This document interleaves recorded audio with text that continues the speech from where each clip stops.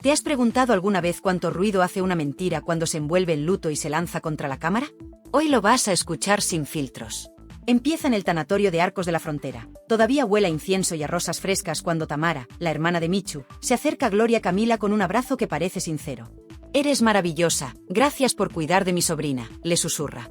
5 horas más tarde ya estaba sentada en un plató, convertida en mártir televisiva y acusando a esa misma Gloria de ser una tía ausente, fría, casi una extraña. Fue el punto de salida de una coreografía perfecta, lágrimas calibradas, titulares preparados y una tarifa que, según los correos que hoy salen a la luz, rondaba entre 8.000 y 10.000 euros por aparición. 8.000, 10.000. La cifra resuena mientras imaginas a la pequeña Rocío, 8 años de inocencia, metida sin pedirlo en el huracán del prime-time. La estrategia de Tamara es manual de mercadeo sentimental. Primero, victimizarse. Segundo, satanizar al rival. Tercero, ofrecer el producto de su dolor al mejor postor. Y el dolor se vende caro. Para colocarlo, necesitaba un antagonista de altura, y nadie mejor que la hija adoptiva de Rocío Jurado, convertida en símbolo de un clan poderoso. Era cuestión de horas que la abuela Inma se sumara al coro con un relato de abandono calculado al milímetro, que si los Ortega no preguntan por la niña, que si nunca pagaron un cole, que si la pequeña llama mamá a su abuela. Historias que suenan a romance trágico hasta que los papeles salen de la caja fuerte, recibos de pensión, facturas de tratamientos, billetes de tren para visitas a Madrid y vuelta a Cádiz. Papeles que no lloran ni gesticulan, pero pesan como mancuernas. Porque la verdad se demuestra con documentos, no con selfies llorosos. Y de documentos la familia Ortega va sobrada. Cada mes, desde hace años, transferencias puntuales para manutención. Cada verano, invitaciones a Costa Ballena pagadas por José Ortega Cano, a veces rechazadas porque la niña se marea en coche. Detalles que Tamara calla porque restan drama, y sin drama no hay tarifa. La mejor amiga de Michu lo confirma en un audio que empieza a circular de móvil en móvil. Michu confiaba en que, si ella faltaba, la niña se quedaría con su abuelo y con Gloria. Así lo dijo más de una vez, así lo escucharon varios, así quedó apuntado en un borrador de testamento que hoy duerme en un cajón notarial.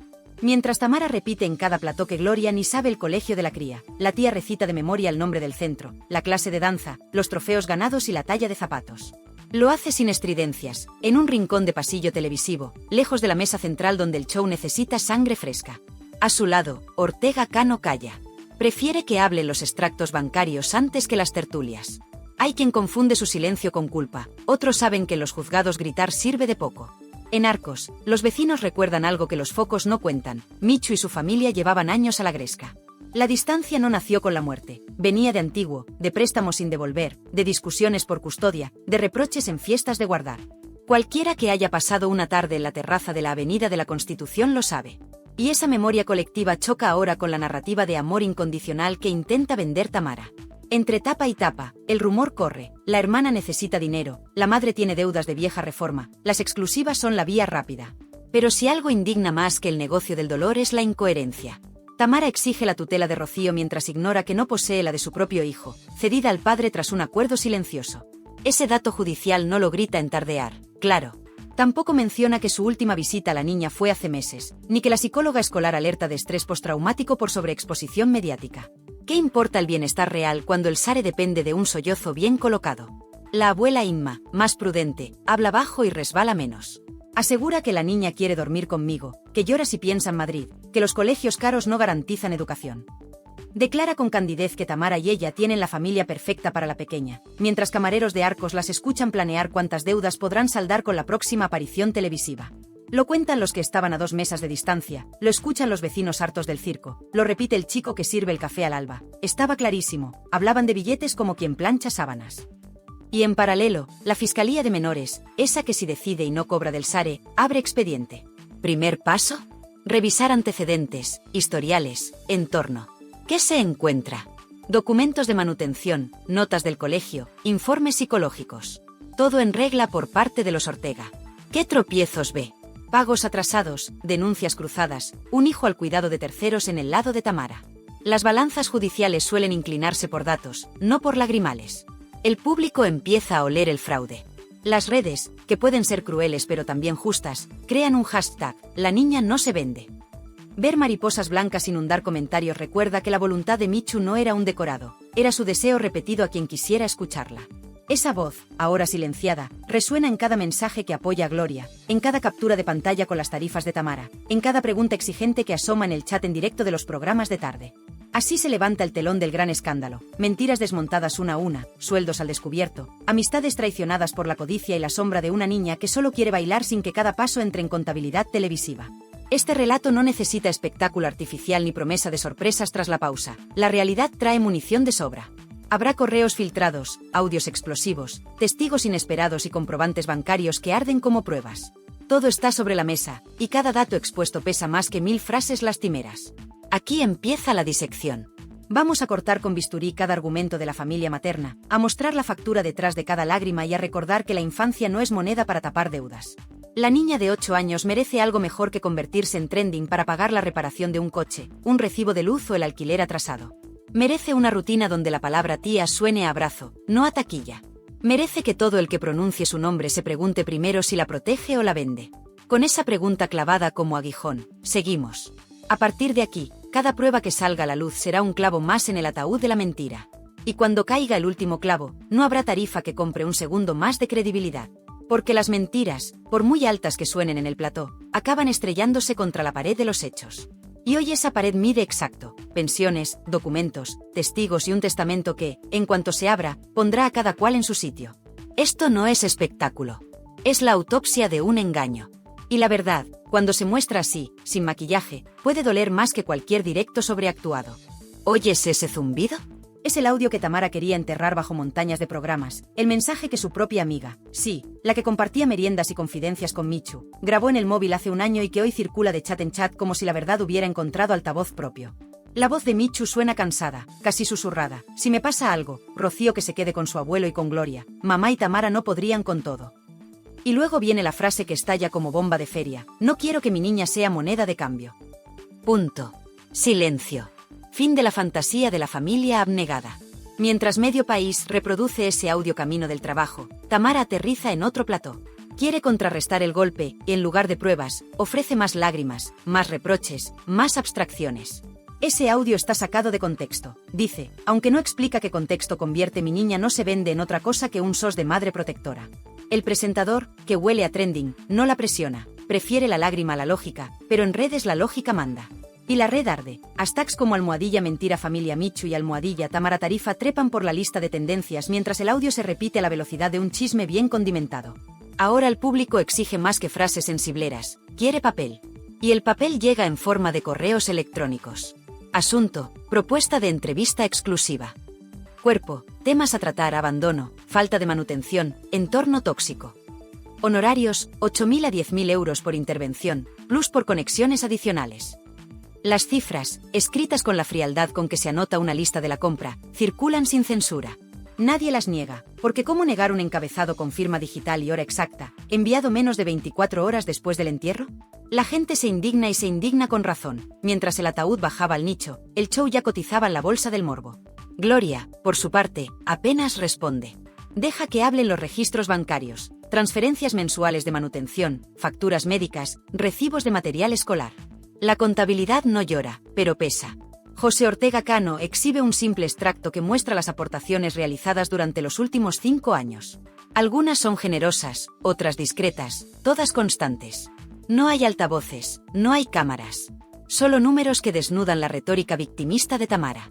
Y la audiencia, que no es tonta, reconoce el olor del billete auténtico frente al perfume barato de la exclusividad prefabricada. A estas alturas, la contradicción ya es imposible de tapar. Tamara dice que Gloria no visita a la niña, pero los registros de tren anotan viajes mensuales Madrid-Cádiz cuando la salud de José Fernando se lo permitía. Dice que nunca hubo apoyo escolar, pero la dirección del colegio confirma que las matrículas se pagaron puntualmente desde una cuenta de la familia Ortega. Dice que la pequeña llama mamá a la abuela, pero en el audio la niña, con voz de chiquilla despistada, pregunta a la tía Gloria si pueden volver a ver juntas los vídeos de su madre bailando. En medio del huracán mediático, surge una figura inesperada, el camarero de un bar de Arcos, testigo involuntario de los planes de Tamara. El hombre, que no ha pisado un plató en su vida, se graba con el móvil. Escuché claramente cómo hablaba del dinero que le iban a pagar en la tele y de que era la única manera de cubrir las deudas de la señora Inma. Viste camisa de cuadros, pronuncia con acento andaluz cerrado, no firma contratos, no pide caché. Su testimonio, precisamente por eso, es dinamita pura. Porque cuando el pueblo habla sin cobrar, el espectador confía más que en cualquier tertuliano de nómina.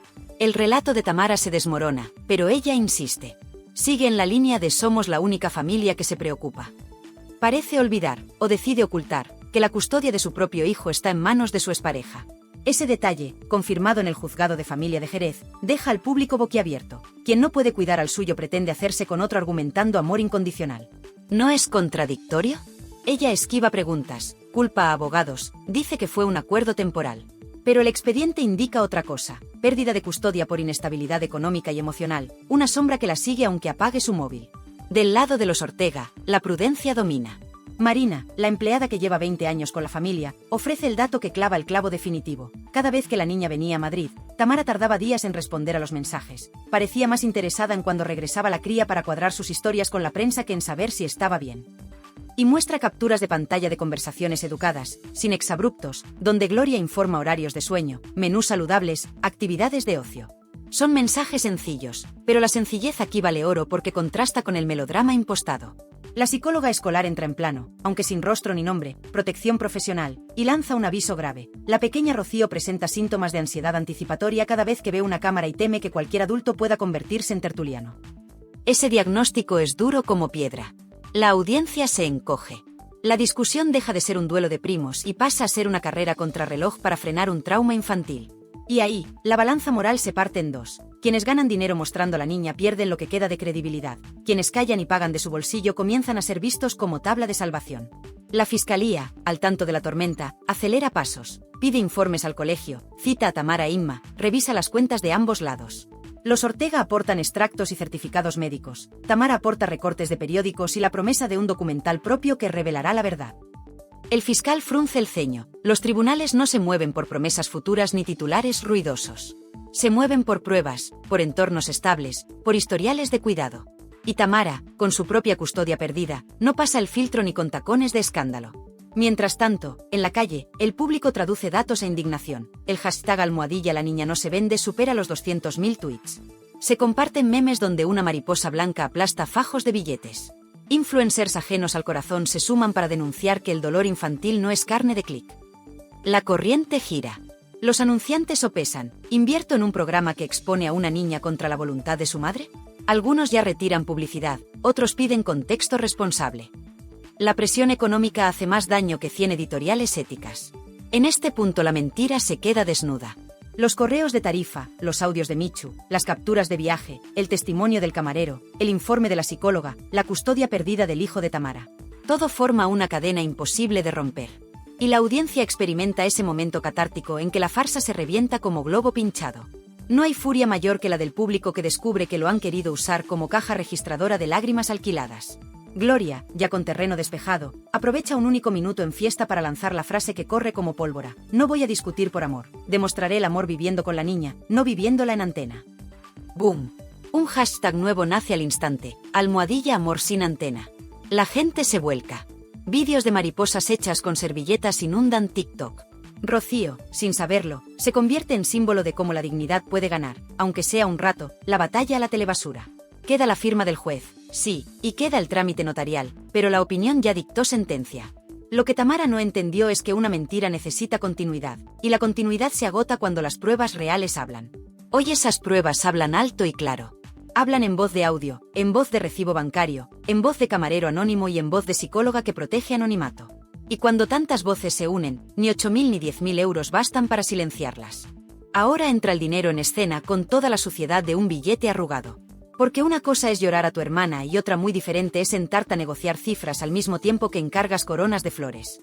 Lo primero que descubrimos, gracias a un productor de tercera harto de tanta hipocresía, es la lista de tarifas exactas que Tamara había puesto sobre la mesa. Atención al desglose. Por intervención principal en un magazín vespertino, 8.000 euros. Si se trataba de un prime time con más de 1 millón de espectadores, la cifra subía hasta 10.000, y por cada conexión adicional de 10 minutos, 1.500 más gastos de desplazamiento, más dietas. Todo negro sobre blanco, enviado desde la misma dirección de correo que ella usa para felicitar cumpleaños. Ese archivo llega a nuestra redacción al filo de la medianoche. No hace falta peritarlo, los encabezados coinciden con los correos que ya vimos filtrados el día anterior. Lo contrastamos con la productora que recibió la propuesta y la respuesta es una carcajada cansada. Teníamos lista de espera de tertulianos, pero nunca habíamos visto poner precio a un luto con tanto descaro. La frase corre entre periodistas como pólvora, y al amanecer los foros arden. ¿Quién pone tarifa a su propia sobrina huérfana? Tamara, aparentemente, no ve el problema. En su argumentario interno, todo eso es para la niña. Solo que hay un detalle incómodo. La menor no puede tocar ni un céntimo sin la firma de un tutor legal, y todavía no hay tutor asignado. Así que ¿dónde iba a parar realmente ese dinero? Silencio administrativo. Pero el dinero, si algo tiene, es que deja rastro. Alguien tira del hilo y aparece una agencia de recobros con una deuda pendiente a nombre de Inma, la abuela. 3.700 euros por un préstamo rápido solicitado 5 meses atrás. Cuotas impagadas, intereses disparados. Otra pieza del puzzle, el coche de la hermana, un utilitario rojo, aparece con embargo provisional por 37 multas de estacionamiento. Cada multa no es el fin del mundo, pero juntas cuentan una historia de ahogo económico. Y cuando el bolsillo aprieta, el drama televisivo se vuelve oro. Mientras estos datos se imprimen en nuestro guión, en Arcos de la Frontera el camarero que ya habló una vez decide ampliar la confesión. Nos envía un audio, voz temblona pero decidida. La escuché decir que, si Gloria se llevaba a la niña a Madrid, se le acababa la fuente. Tal cual, se me acaba la fuente, como quien cierra el grifo de la cocina. No necesita explicar más, la frase se entiende sola. Y esa frase, convertida en titulares, golpea tan fuerte que hasta programas acostumbrados al barro empiezan a lavarse las manos. De pronto la narrativa se invierte. Cadenas que habían reservado sillón para Tamara desaparecen del radar. Un contrato casi atado de 2 entregas se esfuma en cuestión de horas porque el patrocinador de champú exige ambientes familiares positivos, y el olor a carroña ya es demasiado evidente. Pero la cosa no acaba ahí. Entra en escena el padre biológico del hijo de Tamara, un hombre hasta ahora mudo que rompe su silencio con una simple frase: siempre supe que la televisión le gustaba más que el cuento de buenas noches. No da entrevistas largas, huye de los flashes, pero su testimonio se hace hueco en prensa local y confirma lo que los papeles judiciales insinúan. La pérdida de custodia no fue un accidente, fue el resultado de varias ausencias injustificadas y 2 informes de psicología infantil que hablaban de inestabilidad ambiental. Si no pudo con uno, ¿cómo pretende convencer al juez de que puede con otro niño que además carga un duelo tan reciente? A todo esto, Gloria Camila guarda cada documento como si preparara un dossier para la historia. No habla a lo loco, habla con fechas, con importes, con capturas de pantalla en la mano. Y cuando la acusan de no visitar a la niña, responde con la app de Renfe abierta y enseña los billetes. Madrid-Jerez, salida viernes 17 a las 14:45, regreso domingo 19 a las 18:05. ¿Eso también es mentira? La cámara enfoca el código QR, los espectadores pausan el vídeo y comprueban la veracidad. Nada que discutir. Luego viene el capítulo del testamento. No el oficial todavía precintado, sino el borrador manuscrito que la mejor amiga de Michu conserva como reliquia. Esa amiga muestra al reportero una libreta llena de garabatos donde Michu escribe de su puño y letra: si me faltara la luz, que Rocío se quede con la familia del padre. Que nunca la empleen para sacar dinero. La letra coincide con recetas antiguas encontradas en la cocina, perito grafológico mediante. Ante semejante reliquia, Tamara solo atina a decir que no sabía que existía. Inma, la abuela, calla. Y el público conecta puntos. Si no lo sabían es porque la relación estaba rota hacía tiempo, justo lo que Gloria había deslizado en cada entrevista cuando suplicaba no convertirlo en pelea. Y hablando de peleas, Tamara pierde los nervios en directo cuando Lequio, que no suele morderse la lengua, le pregunta: ¿por qué firmó la renuncia a la custodia de tu hijo y ahora quieres la de tu sobrina? La respuesta es un cóctel de reproches al ex, referencias a abogados y un inesperado ataque a Gloria. Ella lo hace por imagen, yo lo hago por amor. El público escupe café. Resulta difícil comprar esa frase con los correos de tarifas abiertos en otra pestaña. Incluso los habituales defensores de la rama materna empiezan a recular. Boris Izaguirre, que en un principio intentó ser neutral, suelta en su columna dominical que utilizar un féretro como trampolín mediático es un acto de crueldad posmoderna. El término se viraliza y la etiqueta almohadilla crueldad posmoderna supera en pocas horas a almohadilla Tamara triunfa, que había lanzado una fan account y ya huele a chiste malo. Pero lo que verdaderamente hunde la narrativa es la intervención de la psicóloga infantil encargada de evaluar a Rocío. No la vemos en pantalla, oímos solo su voz, distorsionada por razones deontológicas. Y la voz dice: la exposición mediática está generando síntomas de ansiedad anticipatoria, bajo rendimiento escolar y un discurso interno de culpa. La menor cree que, si sonríe, falta el respeto a su madre fallecida. Esa frase atraviesa al espectador como un cuchillo de mantequilla. ¿Cómo sostener entonces que las entrevistas son por el bien de la niña? Imposible. A partir de ahí, la economía del morbo se hunde. Los anunciantes que quedaban piden que la niña no aparezca ni nombrada. Las cadenas recortan minutos de Tamara porque la publicidad se cae. El algoritmo de redes deja de impulsar sus clips. Las visualizaciones bajan un 40% en 2 días. La maquinaria del show sufre un infarto de audiencia. Y Tamara, desesperada, filtra que Inma quizá firme un libro de memorias de la hija muerta.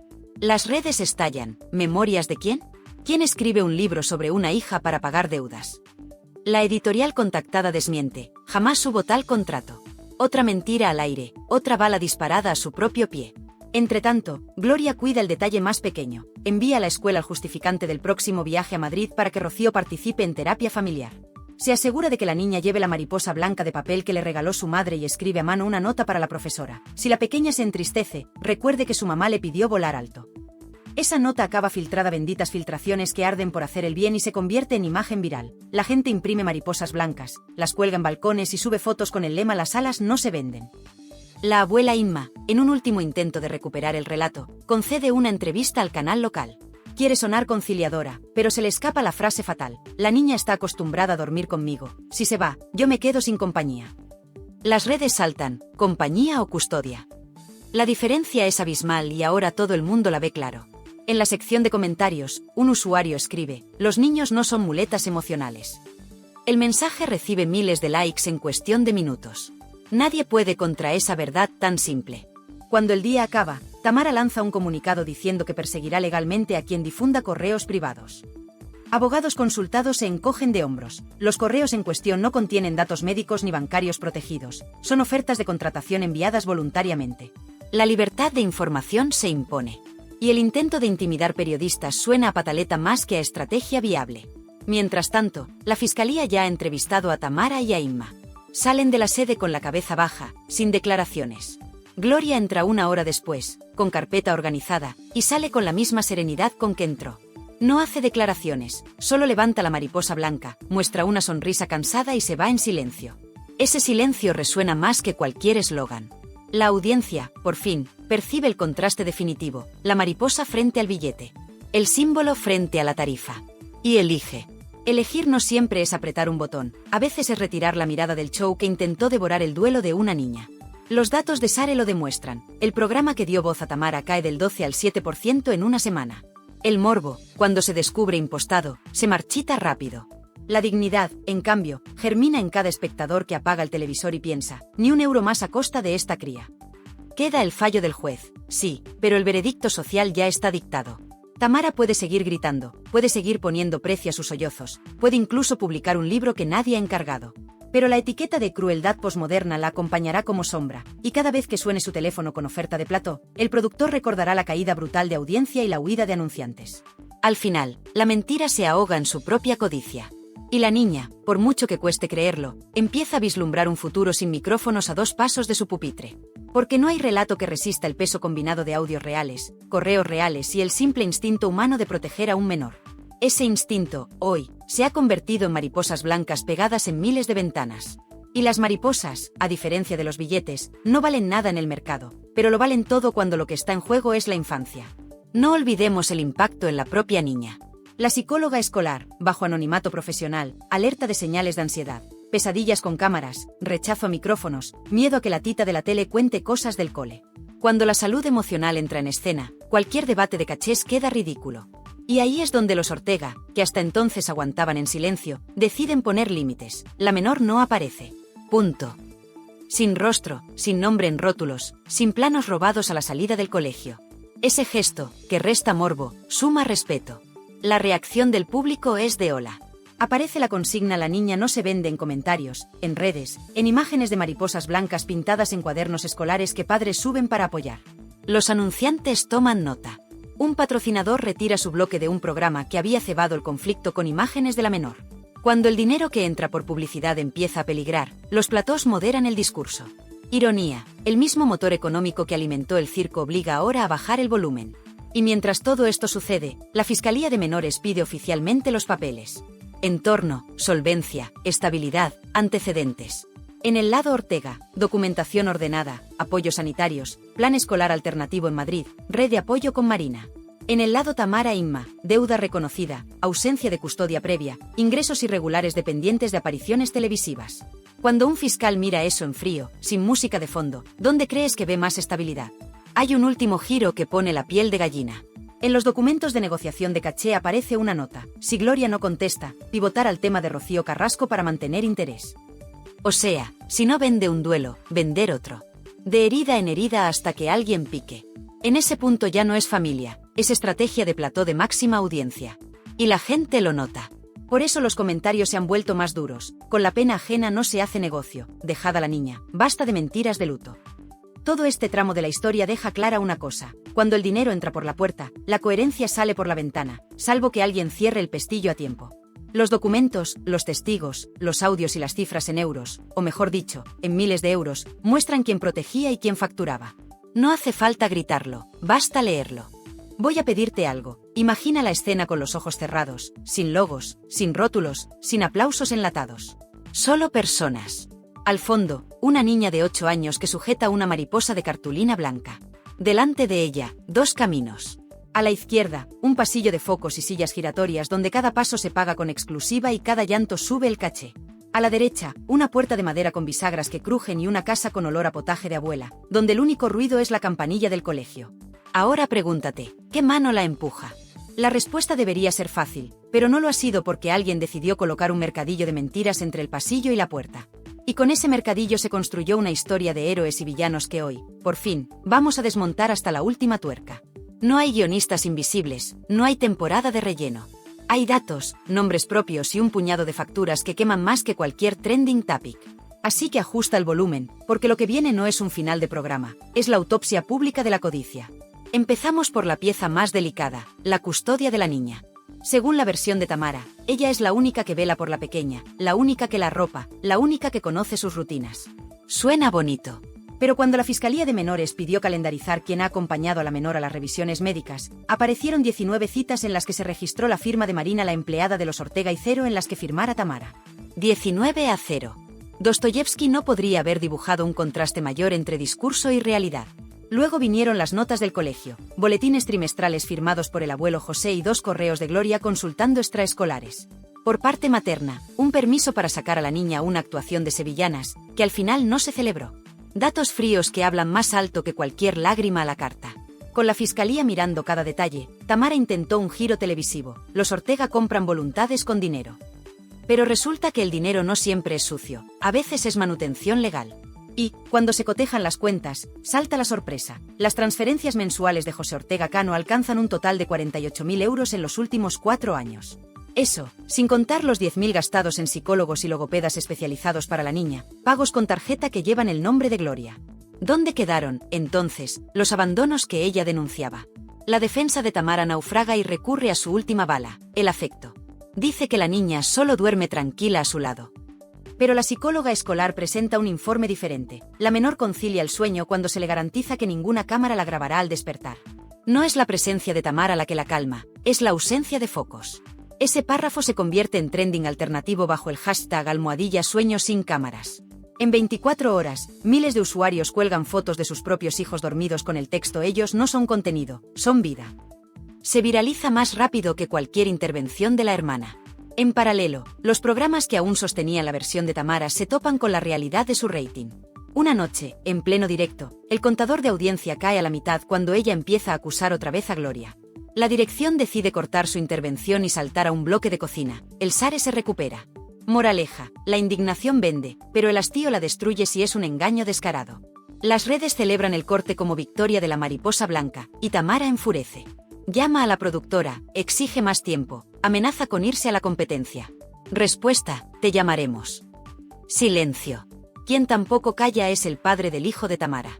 En un programa serio de radio sin luces, sin plató, solo micrófono y tabla de madera explica por qué se quedó con la custodia. Mi hijo necesitaba estabilidad, no titulares.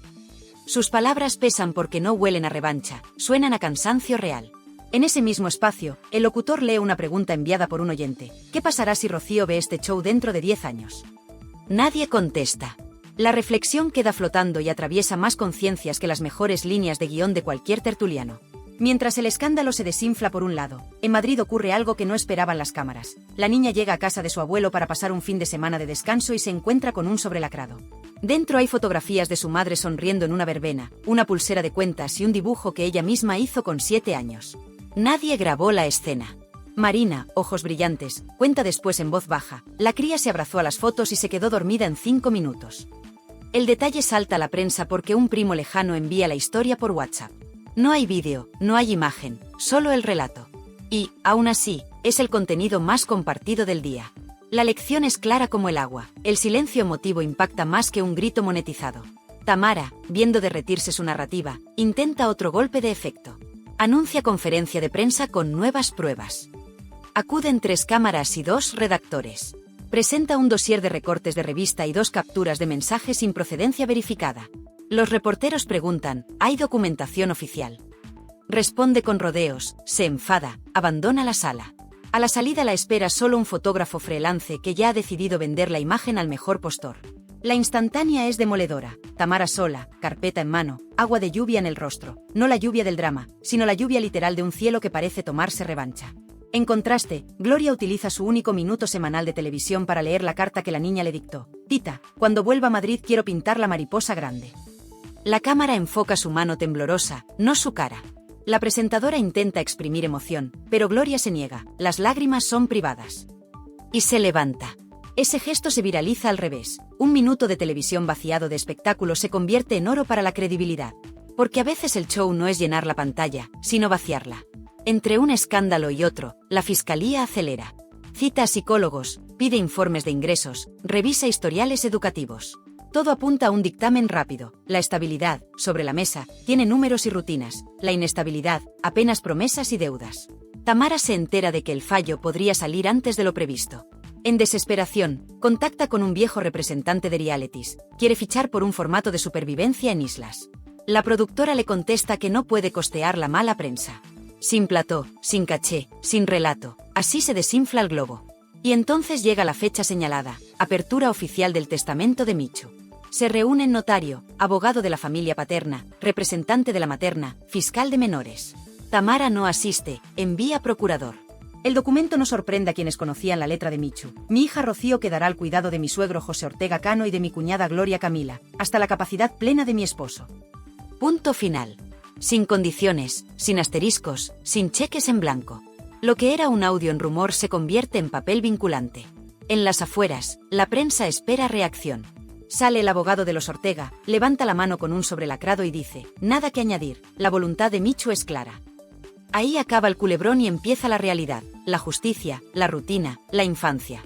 Voy a pedirte algo, imagina la escena con los ojos cerrados, sin logos, sin rótulos, sin aplausos enlatados. Solo personas. Al fondo, una niña de 8 años que sujeta una mariposa de cartulina blanca. Delante de ella, 2 caminos. A la izquierda, un pasillo de focos y sillas giratorias donde cada paso se paga con exclusiva y cada llanto sube el caché. A la derecha, una puerta de madera con bisagras que crujen y una casa con olor a potaje de abuela, donde el único ruido es la campanilla del colegio. Ahora pregúntate, ¿qué mano la empuja? La respuesta debería ser fácil, pero no lo ha sido porque alguien decidió colocar un mercadillo de mentiras entre el pasillo y la puerta. Y con ese mercadillo se construyó una historia de héroes y villanos que hoy, por fin, vamos a desmontar hasta la última tuerca. No hay guionistas invisibles, no hay temporada de relleno. Hay datos, nombres propios y un puñado de facturas que queman más que cualquier trending topic. Así que ajusta el volumen, porque lo que viene no es un final de programa, es la autopsia pública de la codicia. Empezamos por la pieza más delicada, la custodia de la niña. Según la versión de Tamara, ella es la única que vela por la pequeña, la única que la arropa, la única que conoce sus rutinas. Suena bonito. Pero cuando la Fiscalía de Menores pidió calendarizar quién ha acompañado a la menor a las revisiones médicas, aparecieron 19 citas en las que se registró la firma de Marina, la empleada de los Ortega, y 0 en las que firmara Tamara. 19-0. Dostoyevsky no podría haber dibujado un contraste mayor entre discurso y realidad. Luego vinieron las notas del colegio, boletines trimestrales firmados por el abuelo José y 2 correos de Gloria consultando extraescolares. Por parte materna, un permiso para sacar a la niña a una actuación de sevillanas, que al final no se celebró. Datos fríos que hablan más alto que cualquier lágrima a la carta. Con la fiscalía mirando cada detalle, Tamara intentó un giro televisivo. Los Ortega compran voluntades con dinero. Pero resulta que el dinero no siempre es sucio, a veces es manutención legal. Y, cuando se cotejan las cuentas, salta la sorpresa. Las transferencias mensuales de José Ortega Cano alcanzan un total de 48.000 euros en los últimos 4 años. Eso, sin contar los 10.000 gastados en psicólogos y logopedas especializados para la niña, pagos con tarjeta que llevan el nombre de Gloria. ¿Dónde quedaron, entonces, los abandonos que ella denunciaba? La defensa de Tamara naufraga y recurre a su última bala, el afecto. Dice que la niña solo duerme tranquila a su lado. Pero la psicóloga escolar presenta un informe diferente. La menor concilia el sueño cuando se le garantiza que ninguna cámara la grabará al despertar. No es la presencia de Tamara la que la calma, es la ausencia de focos. Ese párrafo se convierte en trending alternativo bajo el hashtag #sueños sin cámaras. En 24 horas, miles de usuarios cuelgan fotos de sus propios hijos dormidos con el texto "ellos no son contenido, son vida". Se viraliza más rápido que cualquier intervención de la hermana. En paralelo, los programas que aún sostenían la versión de Tamara se topan con la realidad de su rating. Una noche, en pleno directo, el contador de audiencia cae a la mitad cuando ella empieza a acusar otra vez a Gloria. La dirección decide cortar su intervención y saltar a un bloque de cocina. El SARE se recupera. Moraleja, la indignación vende, pero el hastío la destruye si es un engaño descarado. Las redes celebran el corte como victoria de la mariposa blanca, y Tamara enfurece. Llama a la productora, exige más tiempo, amenaza con irse a la competencia. Respuesta, te llamaremos. Silencio. Quien tampoco calla es el padre del hijo de Tamara. En un programa serio de radio sin luces, sin plató, solo micrófono y tabla de madera explica por qué se quedó con la custodia. Mi hijo necesitaba estabilidad, no titulares. Sus palabras pesan porque no huelen a revancha, suenan a cansancio real. En ese mismo espacio, el locutor lee una pregunta enviada por un oyente. ¿Qué pasará si Rocío ve este show dentro de 10 años? Nadie contesta. La reflexión queda flotando y atraviesa más conciencias que las mejores líneas de guión de cualquier tertuliano. Mientras el escándalo se desinfla por un lado, en Madrid ocurre algo que no esperaban las cámaras. La niña llega a casa de su abuelo para pasar un fin de semana de descanso y se encuentra con un sobrelacrado. Dentro hay fotografías de su madre sonriendo en una verbena, una pulsera de cuentas y un dibujo que ella misma hizo con 7 años. Nadie grabó la escena. Marina, ojos brillantes, cuenta después en voz baja. La cría se abrazó a las fotos y se quedó dormida en 5 minutos. El detalle salta a la prensa porque un primo lejano envía la historia por WhatsApp. No hay vídeo, no hay imagen, solo el relato. Y, aún así, es el contenido más compartido del día. La lección es clara como el agua, el silencio emotivo impacta más que un grito monetizado. Tamara, viendo derretirse su narrativa, intenta otro golpe de efecto. Anuncia conferencia de prensa con nuevas pruebas. Acuden 3 cámaras y 2 redactores. Presenta un dossier de recortes de revista y 2 capturas de mensajes sin procedencia verificada. Los reporteros preguntan, ¿hay documentación oficial? Responde con rodeos, se enfada, abandona la sala. A la salida la espera solo un fotógrafo freelance que ya ha decidido vender la imagen al mejor postor. La instantánea es demoledora. Tamara sola, carpeta en mano, agua de lluvia en el rostro. No la lluvia del drama, sino la lluvia literal de un cielo que parece tomarse revancha. En contraste, Gloria utiliza su único minuto semanal de televisión para leer la carta que la niña le dictó. Tita, cuando vuelva a Madrid quiero pintar la mariposa grande.